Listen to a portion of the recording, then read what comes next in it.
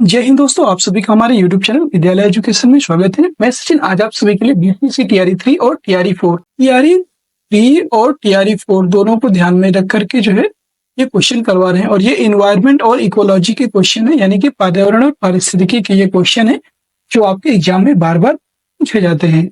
ये सभी क्वेश्चन जो है वो यूथ पब्लिकेशन की बुक से करवाए जा रहे हैं। जो YCT बुक है उसके बुक से करवाया जा रहा है। सभी लोग जो है ध्यान से सारे क्वेश्चन जरूर कीजिएगा। आज की ये क्लास बहुत ही इंपॉर्टेंट होने वाली है और ये पर्यावरण की क्लास आप सभी के लिए इंपॉर्टेंट होगी। चलिए शुरू करते हैं आज के इस क्लास में। आज की क्लास का पहला क्वेश्चन है, जिम कॉर्बेट नेशनल पार्क किस राज्य में है? उड़ीसा, मध्य प्रदेश, उत्तराखंड, अरुणाचल प्रदेश। ये आपका बीपीएससी LDC में पूछा गया क्वेश्चन है। जिम कॉर्बेट नेशनल पार्क ये आपको उत्तराखंड में स्थित है। सी ऑप्शन करेक्ट हो जाएगा। Jim Corbett national park Uttarakhand राज्य में स्थित है और यह भारत का सबसे पुराना राष्ट्रीय पार्क है, जिसकी स्थापना वर्ष 1936 में थैली नेशनल पार्क के रूप में की गई थी। 1956 में इसका नाम बदलकर जिम कॉर्बेट नेशनल पार्क कर दिया गया। इस पार्क के बीच से होकर रामगंगा नदी प्रवाहित होती है और प्रोजेक्ट टाइगर के तहत आने वाला यह पहला पार्क था जहां पर जो है बंगाल टाइगर का संरक्षण शुरू हुआ। अगला क्वेश्चन है क्वेश्चन नंबर 2। इस राज्य में आरक्षित वन क्षेत्र सबसे अधिक है? उड़ीसा, बिहार, मध्य प्रदेश, उत्तर प्रदेश। याद रखेंगे जो आरक्षित वन क्षेत्र है ये सबसे अधिक मध्य प्रदेश में है। सी ऑप्शन करेक्ट हो जाएगा। भारत वन रिपोर्ट 2021 के अनुसार मध्य प्रदेश में आरक्षित वन क्षेत्र सबसे अधिक है। इसके बाद क्रमशः अरुणाचल प्रदेश दूसरे नंबर पर, तीसरे नंबर पर छत्तीसगढ़, चौथे नंबर पर उड़ीसा और पांचवें नंबर पर महाराष्ट्र आता है। कुछ भौगोलिक क्षेत्र के प्रतिशत के रूप में वनाच्छादन के मामले में शीर्ष 5 राज्य हैं: मिजोरम, अरुणाचल प्रदेश, मेघालय, मणिपुर और नागालैंड। देखिए ये प्रतिशत के आधार पर है और वो देखिए ये पहला प्रतिशत के आधार पर और वो वन क्षेत्र के आधार पर याद रखेंगे। और यहाँ पे जो है 24.62% क्षेत्र में ये फैला हुआ है। नेक्स्ट क्वेश्चन है क्वेश्चन नंबर 3। जैव विविधता को कम करने के लिए कौन सा पेड़ उपयोगी है? प्रोसोपिस जूलीफ्लोरा, विलायती बबूल है, नीम, पीपल, चंदन। इसका जो राइट आंसर हो जाएगा वो हो जाएगा प्रोसोपिस जूलीफ्लोरा। ये जो है जैव विविधता को कम करने के लिए ये वाला पेड़ लगाया जाता है, प्रोसोपिस जूलीफ्लोरा। इसे विलायती बबूल भी कहते हैं। प्रोसोपिस जूलीफ्लोरा ये जूलीफ्लोरा विलायती बबूल जैव विविधता को कम करने के लिए जाना जाता है। विलायती बबूल अपने आसपास अन्य प्रजातियों के पौधों को पनपने नहीं देता है। विलायती बबूल मूल रूप से दक्षिण और मध्य अमेरिका में कैरिबियाई देशों पर पाया जाता है और वर्ष 1935 में ब्रिटिश अधिकारी ने उस समय देश में बढ़ रहे रेगिस्तान को रोकने के लिए मैक्सिको का एकेसिया का बीज हवाई जहाज से छिड़का था। रेगिस्तान तो रुक गया, लेकिन यह विलायती बबूल पूरे देश में फैलता जा रहा है और जैव विविधता को नष्ट भी कर रहा है। अगला क्वेश्चन है क्वेश्चन नंबर 4। पृथ्वी को बढ़ते हुए तापमान से बचाने के लिए अंतर्राष्ट्रीय सम्मेलन कहाँ आयोजित हुआ? Rio de Janeiro, Kyoto, Stockholm, नई दिल्ली। याद रखिएगा जो पृथ्वी सम्मेलन है ये रियो डी जेनेरियो में हुआ था। ए ऑप्शन इसका राइट हो जाएगा। पृथ्वी को बढ़ते हुए तापमान से बचाने के लिए वर्ष 1992 में ब्राजील के रियो डी जेनेरियो में जो है अंतर्राष्ट्रीय सम्मेलन आयोजित किया गया और जिसे पृथ्वी शिखर सम्मेलन के रूप में भी जाना जाता है और ये 1992 में आयोजित हुआ था। अगला प्रश्न है क्वेश्चन नंबर 5। अंतर्राष्ट्रीय प्रवासी पक्षी शरद ऋतु में किस एक मार्ग का अनुसरण करते हैं? ये बताना है। कौन सा एक मार्ग है जिसका अंतर्राष्ट्रीय पक्षी अनुसरण करते हैं, ये बताना है आपको। 5वां नंबर क्वेश्चन है पूर्व से पश्चिम, उत्तर से पश्चिम, दक्षिण से पूर्व, पश्चिम से पूर्व। तो याद रखेंगे आपके ये उत्तर से पश्चिम में प्रवाहित होते हैं। बी ऑप्शन करेक्ट हो जाएगा। अधिकांश प्रवासी पक्षी शरद ऋतु में उत्तर से पश्चिम मार्ग का अनुसरण करते हैं और यद्यपि कुछ प्रव्रजन ये जो प्रवासी पक्षी हैं ये पूर्व से पश्चिम की ओर भी जो है प्रस्थान करते हैं। प्रव्रजन कुछ किलोमीटर से हजारों किलोमीटर तक का होता है। पक्षियों के प्रव्रजन यानी कि जो उनका मतलब एक स्थान से दूसरे स्थान प्रवास होता है। पक्षियों के प्रव्रजन शरद ऋतु में उच्च देशांतर वाले प्रदेशों में होता है, जिससे बर्फीले तूफान से रक्षा हो जाती है। अगला क्वेश्चन है क्वेश्चन नंबर 6। रोडियस प्रजाति माता पिता की देखभाल दर्शाती है। मीठे पानी के सम्बुक को जिम्मेदारी हस्तांतरित करके, घोंसला बनाकर, बच्चों को मुंह में लेकर, अंडे या क्षेत्रों की रक्षा करके। याद रखेंगे मीठे पानी के सम्बुक को जिम्मेदारी हस्तांतरित करके, ये ऑप्शन करेक्ट हो जाएगा। अगला क्वेश्चन है क्वेश्चन नंबर 7। कौन सी गैस अपने ग्रीन हाउस प्रभाव से ग्लोबल वार्मिंग में योगदान करती है? Carbon dioxide, nitrous oxide, methane, उपयुक्त में से एक से अधिक, उपयुक्त में से कोई नहीं। तो याद रखें, कार्बन डाइऑक्साइड CO2 इसमें ग्रीन हाउस गैस में CO2 होती है, प्लस नाइट्रस ऑक्साइड भी इसमें होती है N2S, और मीथेन CH4 इसमें जो है तीनों गैसें सम्मिलित होती हैं। डी ऑप्शन राइट हो जाएगा। अगला क्वेश्चन है 8 नंबर, निम्नलिखित में से कौन सा विश्व में सुप्रचारित वन्यजीव अभियान है जिसे 1973 में शुरू किया गया था? सुंदरबन परियोजना, प्रोजेक्ट टाइगर, लायन प्रोजेक्ट, उपयुक्त में से एक से अधिक, उपयुक्त में से कोई नहीं। याद रखिएगा प्रोजेक्ट टाइगर को जो है 1973 में शुरू किया गया था। बी ऑप्शन करेक्ट हो जाएगा। प्रोजेक्ट टाइगर वर्ष 1973 में शुरू की गई पर्यावरण, वन और जलवायु परिवर्तन मंत्रालय की एक केंद्र प्रायोजित योजना है जो देश के राष्ट्रीय उद्यानों में बाघों को आश्रय प्रदान करता है। वर्तमान में भारत में कुल 53 टाइगर रिजर्व है और 53वां टाइगर रिजर्व कौन सा है? यूपी का है जो है रानीपुर। लेकिन अब वर्तमान में 53 से बढ़कर के और अधिक हो गए हैं। बताना है आपको संख्या की वर्तमान में कितने टाइगर रिजर्व हो चुके हैं। ठीक है, शायद 2 टाइगर रिजर्व और बढ़कर के जो है 55 संख्या हो चुकी है। मुझे अभी एग्जैक्ट आंसर मतलब एग्जैक्ट इसका आंसर याद नहीं आ रहा है, लेकिन आप लोग को अगर पता हो तो कमेंट बॉक्स में कमेंट कीजिएगा। नेक्स्ट क्वेश्चन है, निम्नलिखित में से कौन सा समुद्री जैव विविधता के दृष्टिकोण से दुनिया का सबसे समृद्ध क्षेत्र है जिसमें ज्वारनदमुख, समुद्र तट, निकटवर्ती पर्यावरण के जंगल, समुद्री घास, प्रवाल भित्तियां, नमक दलदल, मैंग्रोव के साथ 21 द्वीप शामिल हैं? इसमें बताना है सुंदरबन बायोस्फीयर रिजर्व, मन्नार खाड़ी बायोस्फीयर रिजर्व और नंदा देवी बायोस्फीयर रिजर्व, उपयुक्त में से एक से अधिक, उपयुक्त में से कोई नहीं, ये बताना है। इसका जो राइट आंसर हो जाएगा वो हो जाएगा आपका मन्नार खाड़ी biosphere reserve. B option right हो जाएगा। मन्नार खाड़ी बायोस्फीयर रिजर्व जैव विविधता के मामले में दुनिया के सबसे धनी क्षेत्रों में से एक है। यूनेस्को के अनुसार मन्नार की खाड़ी में 4223 समुद्री प्रजातियों का वास है तथा यह जैव विविधता के मामले में भारत के सबसे संपन्न तटीय क्षेत्रों में से एक है। उल्लेखनीय है कि मन्नार की खाड़ी एक उथले पानी की खाड़ी है जो भारत के दक्षिण पूर्व सिरे से और श्रीलंका के पश्चिम तट के बीच स्थित है। क्वेश्चन नंबर 10, कोपेन की वर्गीकरण योजना के अनुसार उत्तर प्रदेश और बिहार किस प्रकार के जलवायु प्रदेश में आते हैं? DFC, CWG, AW, उपयुक्त में से एक से अधिक है, इनमें से कोई नहीं। तो याद रखेंगे CWG प्रकार की जो जलवायु है इसमें आते हैं उत्तर प्रदेश और बिहार। नेक्स्ट क्वेश्चन है क्वेश्चन नंबर 11, वातावरण मुख्य रूप से किसके द्वारा गर्म होता है? दीर्घ तरंग, स्थलीय विकिरण, लघु तरंग और सौर विकिरण, परावर्तित सौर विकिरण, उपयुक्त में से एक से अधिक या इनमें से कोई नहीं। तो याद रखिएगा जो वातावरण होता है ये मुख्य रूप से दीर्घ तरंग स्थलीय विकिरण के द्वारा गर्म होता है। ये ऑप्शन इसका राइट हो जाएगा। ये आपको 68 BPSC प्री 2022 में क्वेश्चन पूछा गया था। दीर्घ तरंग स्थलीय विकिरण द्वारा वातावरण गर्म होता है क्योंकि पृथ्वी को सूर्य तक सूक्ष्म तरंग के रूप में प्राप्त होता है, जिससे गर्म होने के पश्चात पृथ्वी अपने आप में एक विकिरण पिंड बन जाती है और वातावरण में दीर्घ तरंग के रूप में ऊर्जा का प्रसार करती है। इस प्रक्रिया को स्थलीय विकिरण के रूप में जाना जाता है। पहले जो है पृथ्वी का जो पहले स्थल गर्म होता है, इसके बाद वो धीरे धीरे एक पिंड की भांति ज्यादा प्रकाश मतलब ज्यादा टेम्परेचर से कम टेम्परेचर की ओर स्थानांतरित होता रहता है। 12 नंबर क्वेश्चन है, रणथंभौर राष्ट्रीय उद्यान डैश के नजदीक है? जयपुर, रणकपुर, रायपुर या जबलपुर? तो याद रखेंगे ये जो है जयपुर के नजदीक है। जयपुर के नजदीक है आपका रणथंभौर राष्ट्रीय उद्यान। रणथंभौर राष्ट्रीय उद्यान राजस्थान राज्य के सवाई माधोपुर जिले में स्थित है और यह जो है जयपुर रणथंभौर राष्ट्रीय उद्यान के नजदीक है। नेक्स्ट क्वेश्चन है क्वेश्चन नंबर 13, प्राकृतिक समुद्र तटीय आर्द्रभूमि के अंदर आने वाले सबसे अधिक क्षेत्र वाला राज्य कौन सा है? आंध्र प्रदेश, गुजरात, उड़ीसा, केरल, उपयुक्त में से एक से अधिक या उपयुक्त में से कोई नहीं, एक से अधिक, ये बताना है। याद रखेंगे प्राकृतिक समुद्र तटीय आर्द्रभूमि के अंदर आने वाले सबसे अधिक क्षेत्र वाला जो राज्य है वो है गुजरात। बी ऑप्शन करेक्ट हो जाएगा। प्राकृतिक समुद्र तटीय आर्द्रभूमि के तहत सर्वाधिक क्षेत्र वाला राज्य गुजरात है, उसके बाद क्रमशः महाराष्ट्र व आंध्र प्रदेश का स्थान है। अगला क्वेश्चन है क्वेश्चन नंबर 14, निम्न कथनों पर विचार कीजिए। भारत में बाघ परियोजना 1973 में चालू की गई थी। अभी जस्ट पता है आपको, एकदम सही हो जाएगा।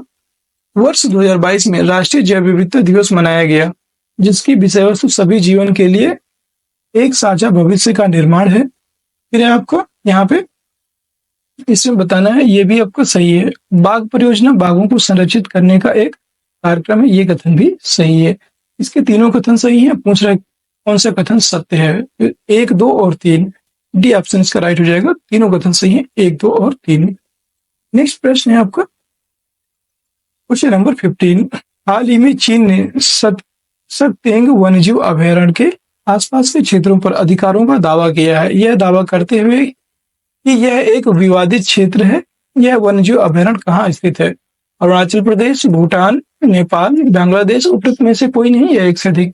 तो सत्तेंग जो वन्यजीव अभयारण्य है ये भूटान पर स्थित है, बी ऑप्शन करेक्ट हो जाएगा। सत्तिंग वन्यजीव अभयारण्य भूटान के पूर्वी भाग में स्थित अभयारण्य है और यह लगभग 650 वर्ग किलोमीटर के क्षेत्र में फैला है। यह अभयारण्य बांग्लादेश के अधिकांश पृथक खानाबदोश जनजाति के लोगों का निवास स्थल भी है। नेक्स्ट प्रश्न है क्वेश्चन नंबर 16।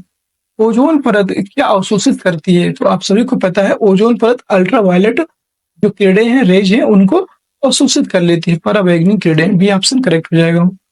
ओजोन परत पराबैंगनी किरणों को अवशोषित करती है और ये जो है बहुत बार ये क्वेश्चन पूछा गया है आपका, ठीक है, बीपीएससी टीआरई 2 में भी पूछा गया था। यह जो है हानिकारक विकिरण से पृथ्वी की रक्षा करती है। तापमान और घनत्व की विविधता के अनुसार वायुमंडल को 5 परतों में विभाजित किया जाता है और ये परत जो इसकी परतें हैं वायुमंडल की, इसके बारे में भी क्वेश्चन आ चुका है बीपीएससी टीआरई 2 में। क्षोभ मंडल, समताप मंडल, मध्यमंडल, आयन मंडल, बहिर्मंडल, ओजोन परत वायुमंडल का एक महत्वपूर्ण घटक है। ये 5 मंडल है जो कि पृथ्वी की सतह से 10 से 50 किलोमीटर की ऊंचाई में के बीच पाया जाता है। नेक्स्ट क्वेश्चन है 17। ओजोन परत के संरक्षण के लिए अंतर्राष्ट्रीय दिवस डैश को मनाया जाता है? तो ये जो है 16 सितंबर को मनाया जाता है, याद रखेंगे 16 सितंबर, ये ऑप्शन करेक्ट हो जाएगा। 16 सितंबर को आपका ओजोन परत दिवस मनाया जाता है। ओजोन परत संरक्षण के लिए प्रतिवर्ष 16 सितंबर को अंतर्राष्ट्रीय ओजोन दिवस मनाया जाता है क्योंकि इसी दिन ओजोन परत के संरक्षण के लिए वर्ष 1987 में मॉन्ट्रियल प्रोटोकॉल पर हस्ताक्षर किया गया था। वर्ष 2022 की थीम थी पृथ्वी पर जीवन की रक्षा करने के लिए वैश्विक सहयोग। ये जो है 2022 की थीम है, लेकिन 2023 की थीम आपकी एग्जाम में पूछी जाएगी, अभी 2024 की रिलीज नहीं हुई है, ठीक है। ये जो है 16 सितंबर को आएगी 2024 में, लेकिन आपको याद रखना है 2023 वाली, ठीक है। नेक्स्ट क्वेश्चन है क्वेश्चन नंबर 18। निम्नलिखित में से कौन सा प्रदूषण का कारण नहीं है बनता है, ये बताना है। सौर ऊर्जा का उपयोग, रबड़ का जलना, पेट्रोल का जलना, उपयुक्त सभी। याद रखिएगा इनमें से प्रदूषण का कारण कौन सा नहीं बनता है, तो सौर ऊर्जा का उपयोग करने से प्रदूषण नहीं होता है, बाकी रबड़ जलाएंगे, पेट्रोल जलाएंगे, उसमें प्रदूषण बढ़ता है, ये ऑप्शन करेक्ट हो जाएगा। नेक्स्ट प्रश्न है क्वेश्चन नंबर 19। जैव निम्नीकरण कचरे को किसकी मदद से उपयोग पदार्थों में परिवर्तित किया जा सकता है? नाभिकीय प्रोटीन, रेडियो सक्रिय पदार्थ, जीवाणु, विषाणु, ये बताना है इनमें से किसमें से, ठीक है। तो ये जो है जो आपके जीवाणु हैं, जीवाणुओं की मदद से उपभोग इनका जो है उपयोग पदार्थों को परिवर्तित करने में किया जा सकता है, सी ऑप्शन करेक्ट हो जाएगा। जैव निम्नीकरण कचरे को बैक्टीरिया और कवक के माध्यम से विघटित किया जा सकता है। यह एक प्राकृतिक प्रक्रिया है जिसमें जीवित सूक्ष्म जीवों का प्रयोग किया जाता है। इस प्रक्रिया से अपघटित कचरा पुनः उपयोग में लाया जा सकता है। Question number 20। निम्नलिखित में से कौन सा ईंधन न्यूनतम पर्यावरण प्रदूषण का कारण बनता है? न्यूनतम पर्यावरण प्रदूषण, डीजल, मिट्टी का तेल, कोयला, हाइड्रोजन। तो याद रखेंगे हाइड्रोजन जो है आपका न्यूनतम पर्यावरण प्रदूषण का कारण है, डी ऑप्शन करेक्ट हो जाएगा। हाइड्रोजन ईंधन के द्वारा न्यूनतम पर्यावरण प्रदूषण होता है क्योंकि यह एक गैर विषाक्त, अधात्विक, गंधहीन, स्वादहीन, अत्यधिक ज्वलनशील द्विपरमाणु गैस है। हाइड्रोजन जब ऑक्सीजन के साथ ईंधन के रूप में प्रयोग होता है तो उप उत्पाद के रूप में पानी बनता है। अगला क्वेश्चन है 21। ग्रीन हाउस प्रभाव का अर्थ है पृथ्वी की ऊपरी सतह द्वारा सौर ऊर्जा को फांसना, वायुमंडल के कारण ऊष्मा वृद्धि, ऊष्मा के संरक्षण के लिए ग्रीन हाउस में फसलों की खेती, कार्बन डाइऑक्साइड गैसों के कारण सौर ऊर्जा को फांसना। इसे बताना है ग्रीन हाउस का प्रभाव क्या है। ग्रीन हाउस का जो प्रभाव का अर्थ होता है वो होता है वायुमंडल के कारण जो है ऊष्मा में वृद्धि हो, बी ऑप्शन करेक्ट हो जाएगा। ग्रीन हाउस प्रभाव से तात्पर्य कार्बन डाइऑक्साइड के कारण ऊष्मा में वृद्धि से है, अर्थात यह वह प्रक्रिया है जो सौर विकिरण की आने वाली लघु तरंगों को तो आने देती है, परंतु पृथ्वी की दीर्घ तरंग विकिरण पार्थिव विकिरण होती है, इसको वो अवशोषित कर लेती है और वापस नहीं जाने देती। जब वायुमंडल में हरित गृह गैसों जैसे carbon dioxide, methane, nitrous oxide तथा जलवाष्प की सांद्रता बढ़ती है तो हरित गृह प्रभाव में बढ़ोतरी होती है। अब देखेंगे कि जब CO2 की मात्रा CH4, नाइट्रस ऑक्साइड और जलवाष्प ये मिलकर के बढ़ जाती है प्रकृति के वायुमंडल में, पृथ्वी के वायुमंडल में, तो यहाँ पे ग्रीन हाउस प्रभाव इफेक्ट होता है, मतलब ग्रीन हाउस प्रभाव देखने को मिलता है। 22 नंबर प्रश्न है, जैव विविधता क्या है? कई वनों में कई प्रकार के वनस्पति और जीव नहीं। एक जंगल में एक प्रजाति की कई आबादियां, ये भी नहीं है। एक जंगल में कई प्रकार के वनस्पति और जीव, ये एकदम सही है। यहाँ पे जैव विविधता देखने को मिलेगी, सी ऑप्शन करेक्ट हो जाएगा। आपका ये भी क्वेश्चन BPSC ASWM में पूछा गया क्वेश्चन है। अच्छा क्वेश्चन है, जैव विविधता का अर्थ किसी निश्चित भौगोलिक क्षेत्र में पाए जाने वाले जीवों एवं वनस्पतियों की संख्या से है तथा इसका संबंध पौधों के प्रकारों, प्राणियों एवं सूक्ष्म जीवों से है। किंतु जैव विविधता जीवों की विविधताओं तक ही सीमित नहीं है, बल्कि इसके अंतर्गत उस पर्यावरण को भी सम्मिलित किया जाता है जिससे वे निवास करते हैं, मतलब जिसमें वे निवास करते हैं। 23 नंबर क्वेश्चन है, अजैव निम्नीकरणीय कचरे से छुटकारा पाने के सर्वोत्तम समाधानों में से एक है। एकत्रित करना, पुनर्चक्रण, गाड़ना या जलाना। याद रखिएगा, पुनर्चक्रण मतलब उसका रीयूज कर लेना या पुनर्चक्रण कर लेना, उसी को हम अजैव निम्नीकरण बोलते हैं। यही इसका राइट आंसर हो जाएगा, बी ऑप्शन। अजैव निम्नीकरण कचरे से छुटकारा पाने के सर्वोत्तम समाधानों में से एक पुनर्चक्रण, रिसाइकलिंग या रीयूज। पुनर्चक्रण के द्वारा कचरे को कुछ नए रूप में सामग्री में बदल दिया जाता है, जैसे ग्लास, पेपर, प्लास्टिक और धातु जैसे एल्युमिनियम और स्टील सभी आमतौर पर पुनर्निर्वनीकरण किए जा सकते हैं। पुनर्चक्रण सक्रिय अर्थव्यवस्था का एक महत्वपूर्ण हिस्सा है जो हमारे प्राकृतिक संसाधनों की रक्षा करने में मदद करता है। 24 नंबर क्वेश्चन है, बायोगैस के संबंध में कौन सा सही है? कुछ कच्चे तेल के कुओं से उत्पादित गैस, बायोमास के अपूर्ण दहन से उत्पादित गैस, ज्वालामुखियों से निकली गैसों का मिश्रण या बायोमास के किण्वन द्वारा उत्पादित गैस। इसमें बताना है कौन सा सही हो जाएगा। इसका जो राइट आंसर हो जाएगा वो हो जाएगा बायोमास के किण्वन द्वारा उत्पादित गैस, डी ऑप्शन इसका राइट हो जाएगा। बायोगैस का उत्पादन बायोमास के किण्वन द्वारा होता है। इसके तहत कुछ विशेष प्रकार के बैक्टीरिया जैविक कचरे को उपयोगी बायोगैस में बदल देते हैं। मीथेन गैस बायोगैस का मुख्य घटक है और इसका उपयोग भोजन बनाने, रोशनी के लिए तथा इंजन चलाने हेतु किया जा सकता है। ठीक है दोस्तों, कैसी लग रही है आपको ये क्लास? कमेंट बॉक्स में जरूर बताइएगा। अगर आप सभी को क्लास पसंद आ रही है तो सभी लोग एक बार जो है क्लास को लाइक कर दीजिए, शेयर कर दीजिए और हमारे टेलीग्राम जो चैनल है, टेलीग्राम चैनल को भी आप सभी लोग जो है ज्वाइन कर लीजिए। टेलीग्राम चैनल को ज्वाइन कर लेंगे, वहां से आपको आपके एग्जाम से रिलेटेड सारी नोटिफिकेशन और जितनी भी जानकारियां होती हैं सबसे पहले आपको प्रोवाइड की जाती हैं। और आप देखेंगे तो आपको जो है वहां पे सभी क्लासों का लिंक जो है प्रॉपर टाइम से आपको मिल जाएगा, जिससे कि आपको जो है क्लास को खोजने में आसानी होगी। और अगर आप चैनल में नए हैं तो चैनल को सब्सक्राइब भी अवश्य कर लीजिएगा। नेक्स्ट क्वेश्चन है 25, ओजोन अवक्षय के कारण होता है मलेरिया, टीबी, रक्त कैंसर, त्वचा कैंसर। तो याद रखेंगे जो आपका ओजोन अवक्षय होता है, ओजोन जो परत होती है, इसके जो ओजोन परत होती है, और अगर ओजोन का अवक्षय होगा तो इसके कारण जो है त्वचा कैंसर होने की संभावना अधिक बढ़ जाती है। डी ऑप्शन करेक्ट रहेगा। ओजोन अवक्षय के कारण त्वचा कैंसर होता है और ओजोन जो है ऑक्सीजन के 3 परमाणुओं से मिलकर बनने वाली एक गैस है। आप सभी को पता है ओजोन का फार्मूला होता है O3, जो वायुमंडल में बेहद कम मात्रा में पाई जाती है। पृथ्वी की सतह से लगभग 15 से 35 किलोमीटर की ऊंचाई पर इसकी सांद्रता सर्वाधिक होती है। यह हल्के नीले रंग की तीव्र गंध वाली विषैली गैस है। ओजोन गैस समताप मंडल स्ट्रेटोस्फीयर में अत्यंत पतली एवं पारदर्शी परत के रूप में पाई जाती है। 26 नंबर क्वेश्चन, वायु में सर्वाधिक मात्रा में पाया जाने वाला घटक है। तो आप सभी को पता है नाइट्रोजन सबसे अधिक पाया जाता है 78%। अगला क्वेश्चन है क्वेश्चन नंबर 27, ग्लोबल वार्मिंग के लिए जिम्मेदार गैस कौन सी है? Methane, oxygen, SO2, CO2। याद रखेंगे ग्लोबल वार्मिंग के लिए CO2 कार्बन डाइऑक्साइड सबसे जिम्मेदार गैस है। डी ऑप्शन करेक्ट हो जाएगा। ग्लोबल वार्मिंग के लिए जिम्मेदार गैस कार्बन डाइऑक्साइड है। जब वायुमंडल में ग्रीन हाउस गैसों का सांद्रण बढ़ता है तो इन गैसों द्वारा अधिक ऊष्मा का अवशोषण किया जाता है, जिससे पृथ्वी सामान्य की अपेक्षा अधिक गर्म हो जाती है, जिससे ग्लोबल वार्मिंग भूमंडलीय तापन कहते हैं। 28 नंबर प्रश्न है, निम्नलिखित राष्ट्रीय उद्यानों में से कौन सा एक सही सुमेलित नहीं है?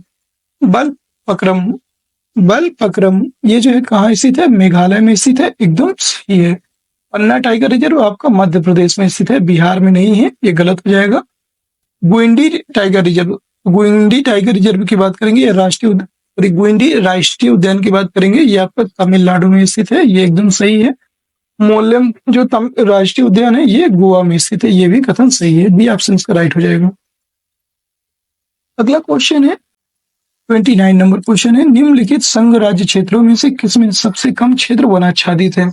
चंडीगढ़, पुदुचेरी, दादरा एवं नागर हवेली और दमन दीव, लक्षद्वीप, उपयुक्त में से कोई नहीं, ये एक से अधिक। याद रखिए सबसे कम जो क्षेत्र वनाच्छादित है वो है चंडीगढ़, ये ऑप्शन करेक्ट हो जाएगा। वन स्थित रिपोर्ट 2021 के अनुसार केंद्र शासित प्रदेशों में सबसे कम वनाच्छादित क्षेत्र चंडीगढ़ का है, 22.8 वर्ग किलोमीटर क्षेत्र में ये वन फैले हुए हैं।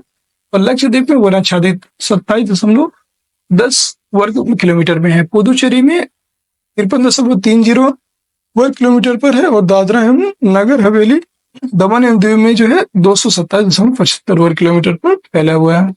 30 नंबर क्वेश्चन है, निम्नलिखित में से ग्रीन हाउस गैस है? अभी आपको बताया था ग्रीन हाउस गैस कौन सी है? कार्बन डाइऑक्साइड गैस है और सीएफसी भी है, मीथेन भी है। उपयुक्त में से एक से अधिक, ये ऑप्शन इसका राइट हो जाएगा। Carbon dioxide, ozone, CFC, methane ये सभी ग्रीन हाउस गैस हैं। ओजोन भी है यहाँ पे, याद रखेंगे ओजोन भी है। और ग्रीन हाउस गैसों के माध्यम से ग्रीन हाउस प्रभाव की प्रक्रिया देखी जाती है, जिसमें किसी ग्रह या उपग्रह के तापमान में अपेक्षाकृत अधिक वृद्धि हो जाती है। 38 1 नंबर क्वेश्चन है, जैव मंडल में सभी जीवित जातियां रहने के लिए एक दूसरे से परस्पर संबंधित रहती हैं और एक दूसरे पर निर्भर होती हैं। ये इस जीवन समर्थित तंत्र को क्या कहते हैं? ये क्वेश्चन पूछा जा चुका है और ये जो है पारितंत्र के अंतर्गत आता है, जिसे हम पारितंत्र कहते हैं। ये ऑप्शन करेक्ट हो जाएगा। जैव मंडल में सभी जीवित जातियां जीवित रहने के लिए एक दूसरे से परस्पर संबंधित तथा एक दूसरे पर निर्भर रहती हैं। इस जीवन समर्थित तंत्र को पारितंत्र कहा जाता है। 32 नंबर क्वेश्चन है, निम्नलिखित में से किसमें जैव विविधता अधिकतम होता है? मरुस्थल, नदी, ध्रुवीय क्षेत्र, उष्णकटिबंधीय क्षेत्र, उपयुक्त में से कोई नहीं या एक से अधिक। ये आपका याद रखेंगे, जो किसमें सबसे अधिक जैव विविधता पाया जाता है, ये जो है आपका जो उष्णकटिबंधीय क्षेत्र है वहां पर सबसे अधिक जैव विविधता देखने को मिलती है। डी ऑप्शन करेक्ट हो जाएगा। उष्णकटिबंधीय क्षेत्रों में सर्वाधिक जैव विविधता पाई जाती है और उष्णकटिबंधीय क्षेत्र पृथ्वी के सबसे बड़े बायोमों में से एक होते हैं। उष्णकटिबंधीय क्षेत्र जो है वन्य जीवन और वनस्पति की कई प्रजातियों से संबंध है और उष्णकटिबंधीय वर्षा वन स्थलीय पृथ्वी पर अभी भी मौजूद सबसे पुराने प्रमुख वनस्पति प्रकार का प्रतिनिधित्व भी करते हैं। जैसे उष्णकटिबंधीय क्षेत्रों में से जो है आपका केरल का जो आपका है ना पश्चिमी घाट, ये वहां उसके अंतर्गत आता है, वहां पे सबसे अधिक जैव विविधता देखने को मिलती है।